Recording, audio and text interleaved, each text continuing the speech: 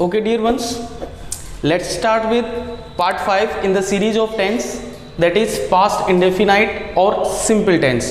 आज हम past indefinite या indefinite को हम simple भी कहते हैं, तो past simple tense के बारे में डिस्कस करेंगे। Let's start with the Hindi identification. Hindi पहचान से स्टार्ट करते हैं। इसकी हिंदी पहचान होगी, जिन हिंदी वाक्यों की क्रिया के अंत में, हिंदी वाक्यों की क्रिया के अंत में, वर्ब के अंत में यदि ता था, ती थी, ते थे, या, ये, यी, आ, ए, ई एक्सेट्रा आदि शब्द आए तो वे वाक्य पास्ट सिंपल या पास्ट इंडेफिनाइट टेंस के वाक्य होते हैं। हिंदी वाक्यों की क्रिया के अंत में ये वर्ड्स यदि आते हैं तो वे वाक्य पास्ट इंडेफिनाइट टेंस के वाक्य होंगे। फॉर एग्जाम्पल, शाम जयपुर पहुंच गया।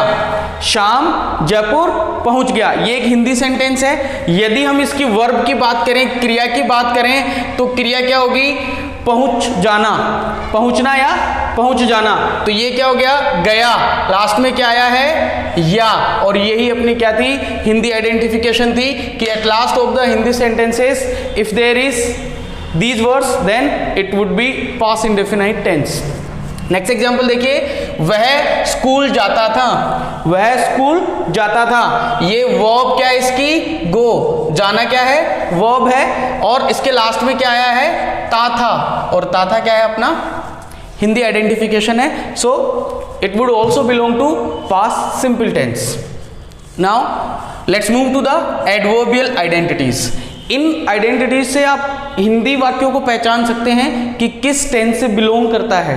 क्लियर हुआ? अब हम बात करेंगे इंग्लिश सेंटेंसेस की, कि इंग्लिश सेंटेंसेस को हम किस तरीके से पहचान सकते हैं, या ऐसी कौन सी आइडेंटिटीज है जिनके थ्रू हम डायरेक्टली पता लगा लेंगे कि ये किस पर्टिकुलर टेंस का सेंटेंस है। Let's move to the adverbial identities. Adverbial identities क्या करती है? समय के बारे में बताती है, और टेंस का मतलब टाइम और टेंस होता है, ये भी समय के बारे में बताता है। So we can directly find out the identities. First one is yesterday. First one is yesterday. Yesterday यदि आपको किसी भी इंग्लिश सेंटेंस में मिलता है, it would be past indefinite tense there. इसमें क्या होगा? पास्ट इंडेफिनाइट टेंस होगा। एग्जाम्पल देखिए, Ashok published a book yesterday. Clear हुआ? Ashok published a book yesterday. Yesterday इसमें क्या आ गई? अपनी आइडेंटिटी आ गई। क्लियर हुआ? दूसरी बात इसमें क्या है जो हम आगे पढ़ेंगे? वर्ब। इसमें वर्ब क्या है? V2 है। सिंपल सेंटेंसेस में, पास्ट सिंपल में हमें वर्ब कौन सी फॉर्म यूज करनी है? V2 यूज करनी है। बात करें last plus time. Last plus time की जब बात करेंगे तो लास्ट प्लस टाइम सेंटेंस देखिए, Raju came to see me. Raju came to see me last Monday. Raju last Sunday मुझसे मिलने आया। तो लास्ट प्लस में क्या दिया हुआ हो? टाइम दिया हो। Last time, last year, last month, last week, last, और ईयर भी आ जाए 19, 20, whatever it may be. Next one is ago. Next one is ago. Ago means पहले। ये भी किसको डिनोट करेगा? पास्ट को डिनोट करेगा। एग्जाम्पल देखिए इसका, माया गोट। V2 है। Maya got a prize few days ago. कुछ दिनों पहले माया ने एक प्राइज प्राप्त किया। क्लियर हुआ? तो ये क्या हो गया? एगो आया है इसमें। टाइम प्लस अगो इसकी सिचुएशन होती है। टाइम प्लस अगो, पहले समय दिया हुआ होगा और उसके बाद में एगो। नेक्स्ट हम बात करते हैं प्रीवियस प्लस टाइम। प्रीवियस के साथ टाइम दिया हुआ हो, वो भी पास्ट सिंपल को डिनोट करता है। फॉर एग्जाम्पल, गीत did not complete her project previous year. क्या हुआ? Previous plus time. प्रीवियस के बाद क्या आया है? ईयर आया है। तो ये आइडेंटिफिकेशन पास्ट सिंपल की होगी।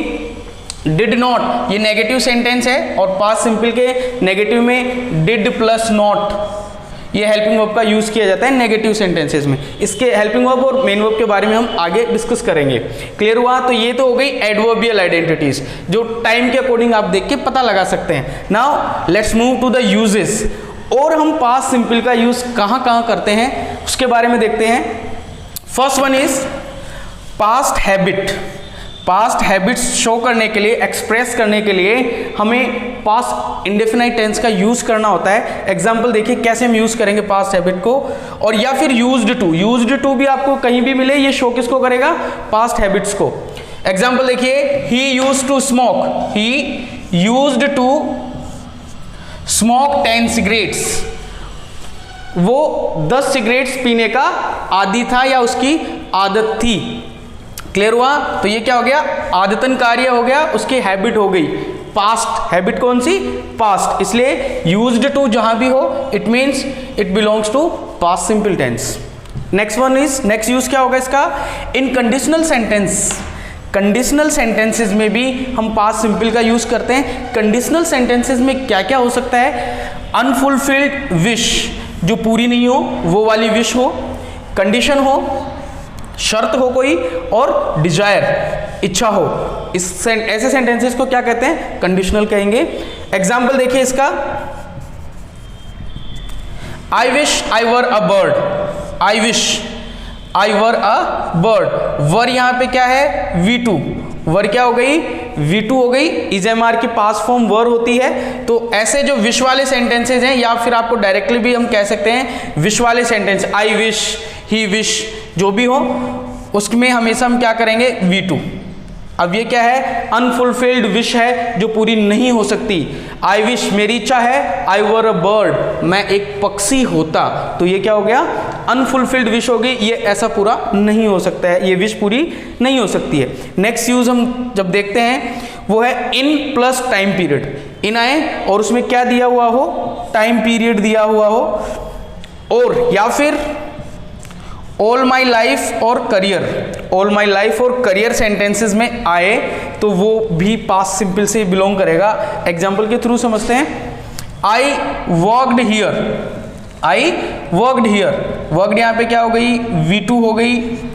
हियर इन 1998, 1998 क्या हो गया, in plus time period, in plus time period 1998 का टाइम पीरियड। ठीक है, तो ये सिचुएशन, इसका यूज हम कौन से टेंस में करेंगे, पास्ट सिंपल में करेंगे। नेक्स्ट एग्जांपल देखिए, I worked here in all my life, मैंने मेरी पूरी जिंदगी यहां काम किया, तो in plus all my life, in plus all my life या ऑल माई करियर, जो भी हो it would belong to past simple only. Next one is two actions in a sequence, दो काम हो, दो काम हो वो भी पास्ट के, दो पास्ट एक्शन हो इन ए सीक्वेंस, एक ही सीक्वेंस में, एक के बाद दूसरा, एट द सेम टाइम, उसी समय पे, जिस समय पे फर्स्ट एक्शन हुआ उसी समय पे दूसरा एक्शन कंप्लीट होता है, तो और टाइमिंग कैसा होना चाहिए, सेम, तो वो किससे बिलोंग करेगा, पास्ट इंडेफिनाइट से। Let's move to the examples. First one is when the play ended, when the play ended, V2 है, फर्स्ट एक्शन हो गया। सेकंड देखिए, द बर्ड्स, सब्जेक्ट हो गया, फ्लू V2 हो गया, फ्लू आउट क्या हो गया, V2 हो गई। क्लियर हुआ? तो ये क्या हुआ, फर्स्ट एक्शन तो ये हुआ अपना कि जब खेल समाप्त हुआ, the birds, sorry, the audience, the audience went away, the audience went away, सारे जो ऑडियंस थे, दर्शक थे, वो क्या हो गए, चले गए। जैसे ही खेल समाप्त हुआ ऑडियंस चले गए। तो एक ही टाइम में दो एक्शन हो रहे हैं कि जैसे खेल समाप्त हुआ फर्स्ट एक्शन, ऑडियंस चले गए, ये सेकंड एक्शन हो गया। क्लियर हुआ? तो ऐसे दो पास्ट के एक्शंस जो एक ही सीक्वेंस में हो और एक ही समय पे हो रहे हो, उन सेंटेंसेस में हम पास्ट सिंपल यूज करेंगे। नेक्स्ट देखिए, नेक्स्ट यूज है इसका, किसके साथ हम पास्ट सिंपल यूज करेंगे। ऐसे दो स्ट्रक्चर अपने पास। फर्स्ट वन देखिए, सब्जेक्ट आए, उसके बाद हेड प्लस V3 आए, फिर ऑब्जेक्ट आए और फिर बिफोर। हम यहां से शुरू करते हैं इस स्ट्रक्चर को। यदि किसी सेंटेंसेस में बिफोर दिया हुआ है, यदि किसी भी पास्ट के सेंटेंसेस में बिफोर दिया हुआ है, तो हमें करना क्या है, बिफोर से पहले हमें हेड प्लस V3 यूज करना है। बिफोर से पहले क्या यूज करेंगे, हेड प्लस V3, और बिफोर के बाद वाले में हमें V2 या हम कहें पास्ट सिंपल, V2 या पास्ट सिंपल टेंस का हमें यहाँ पे यूज करना है। क्या हुआ, बिफोर से पहले हैड प्लस V3 का यूज करेंगे और बिफोर के बाद जो भी वर्ब आ रही है उसमें हम पास्ट सिंपल टेंस यूज करेंगे। एग्जाम्पल देख लीजिए इसका, ही सब्जेक्ट हो गया। इसमें सबसे पहले ये देखिए सेंटेंस क्या है, सेंटेंस में क्या आया है, बिफोर, और हमने अभी बात की है बिफोर से पहले जो वर्ब होगी उसमें हम हैड प्लस V3 यूज करेंगे, हैड प्लस V3 यूज करेंगे। देखिए हैड टेकन, ये क्या है, हैड प्लस V3।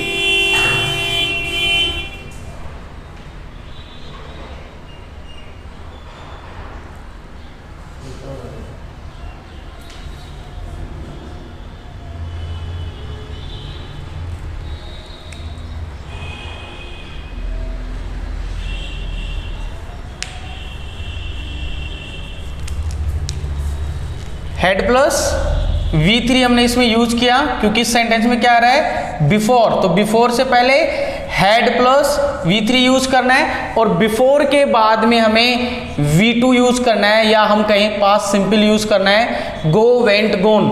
गो की सेकंड फॉर्म क्या होती है, वेंट, और V2 किस में यूज करते हैं हम, पास्ट सिंपल टेंस में यूज करते हैं। तो बिफोर से पहले हेड प्लस V3 और बिफोर के बाद V2, तो ऐसी कंडीशन में आपको पास्ट सिंपल यूज करना है। नेक्स्ट देखिए स्ट्रक्चर इसका, सबसे पहले सब्जेक्ट आएगा V2, उसके बाद ऑब्जेक्ट, देन आफ्टर। अब देखिए हम यहां से इस स्ट्रक्चर को शुरू करते हैं।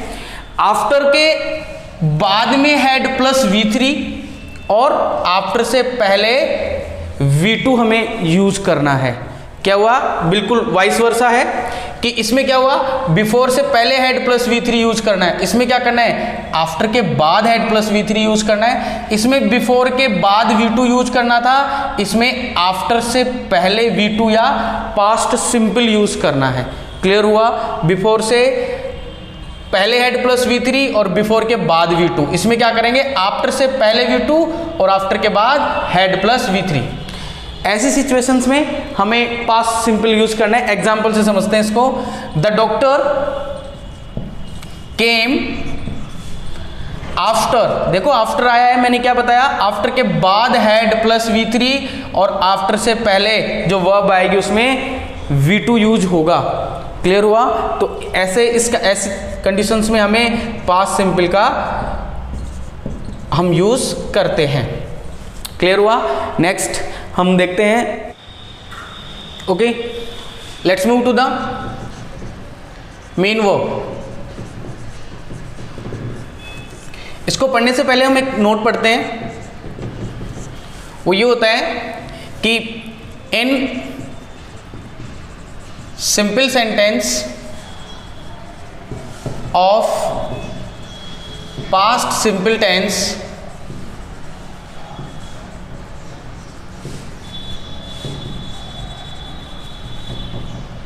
main verbs,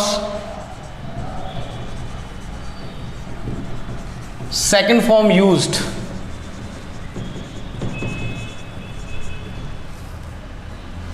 and no use of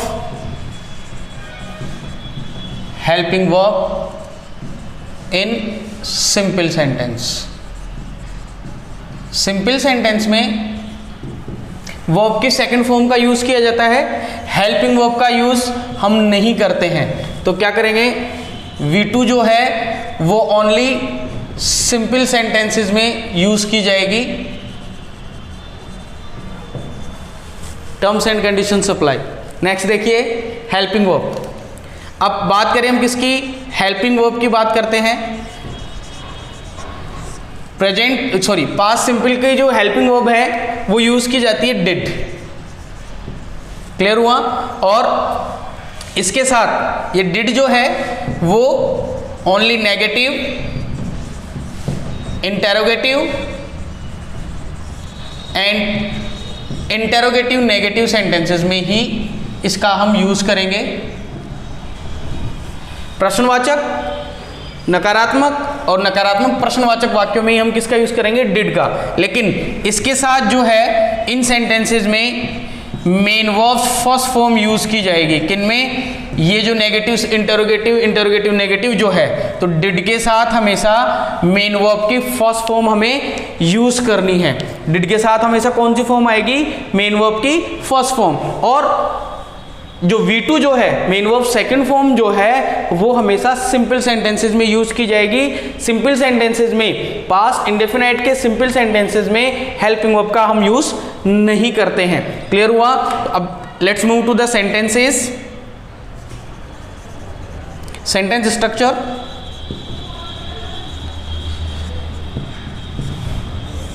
देखिए first one is simple sentence, साधारण वाक्य जिसका स्ट्रक्चर होगा subject plus V2 plus object plus etcetera. ये हो गया सिंपल सेंटेंस का स्ट्रक्चर हो गया। सेकंड हम पढ़ते हैं नेगेटिव सेंटेंस। नेगेटिव सेंटेंस की जब हम बात करें तो इसमें यूज होगा सब्जेक्ट सबसे पहले, देन डिड। क्लियर हुआ? क्योंकि नेगेटिव है तो थर्ड प्लेस पे क्या जाएगा? नॉट। और डिड के साथ हमेशा मेन वर्ब की फर्स्ट फॉर्म यूज होनी है in negative, interrogative and interrogative negative sentences. इसमें क्या करेंगे हम? डिड के साथ V1 यूज करेंगे। Let's move to the third sentence, that is interrogative sentence, प्रश्नवाचक वाक्य। और प्रश्नवाचक वाक्य का जो स्ट्रक्चर होगा वो होगा helping verb plus subject. Helping verb इसके अंदर क्या यूज करेंगे हम? डिड। तो ये हो गया did plus subject plus MV first form, then object and then etcetera and then sign of interrogation. Interrogative sentence को हम दो तरीके से पढ़ते हैं, the sentence that start with helping verb and the next one is the sentence that start with WH word. So first WH word plus did, then subject, then main verbs first form, then object and then etcetera and then sign of interrogation. Clear हुआ? तो ये क्या हो गया? Interrogative sentence के structure हो गया। अब हम पढ़ते हैं इंटरोगेटिव नेगेटिव सेंटेंस। देखिए interrogative negative sentence, interrogative negative sentence जब पढ़ते हैं इसका स्ट्रक्चर मैं राइट कर देता हूं।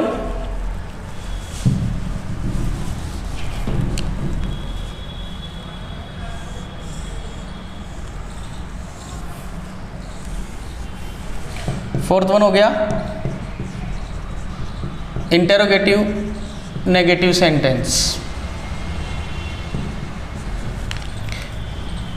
ये स्टार्ट हो जाएगा हेल्पिंग वर्ब से। यदि हम बात करें डिड प्लस सब्जेक्ट